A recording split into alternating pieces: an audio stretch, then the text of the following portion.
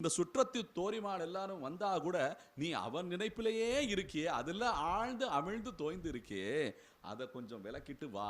என்ன எங்களை நீ அதுக்கு உண்டான பயிற்சியை, அந்த பக்தி பாவனையோடு இருக்கின்ற நீ எங்களுக்கும் அந்த பாவனை வர வேண்டும் என்பதை சுட்டி காட்டுகிறாள் ஆண்டாள்.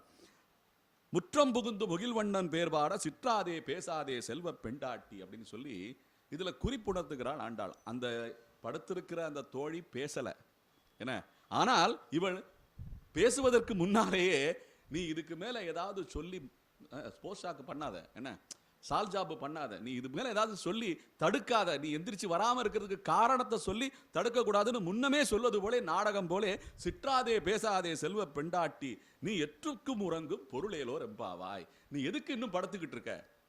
இன்னும் அந்த கண்ணனுடைய என்ன அந்த விளையாட்டிலேயே தோய்ந்து அந்த கனவிலேயே தோய்ந்து இருந்துகிட்டு இருக்கியா அப்படின்னு சொல்வது போல கேள்வி போல எழுப்புகிறாள் ஆண்டாள்.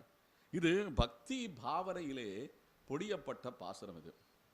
இதுல ரசமா இருக்கின்ற நிறைய விஷயங்கள் இப்ப நம்ம பார்த்தோம்னா இன்னைக்கு நடைமுறைக்கு இதெல்லாம் நமக்கு ஒத்து வருதா அப்படின்னு நம்ம யோசிக்க வேண்டியிருக்கு.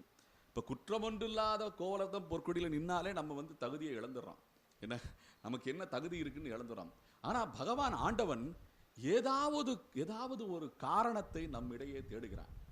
ஆண்டவன் என்ன தேடுறான்னா, உனக்கு எங்கேயாவது ஆசை அப்படியே தளிர் விடுதா, என்ன அது லேசா தளிர் விட்டனா அதை வளர்த்து வளர்த்து வளர்த்து தான் உட்கொள்ளுகிறான் நம்ம எல்லாம். அவன் தான் போக்தா.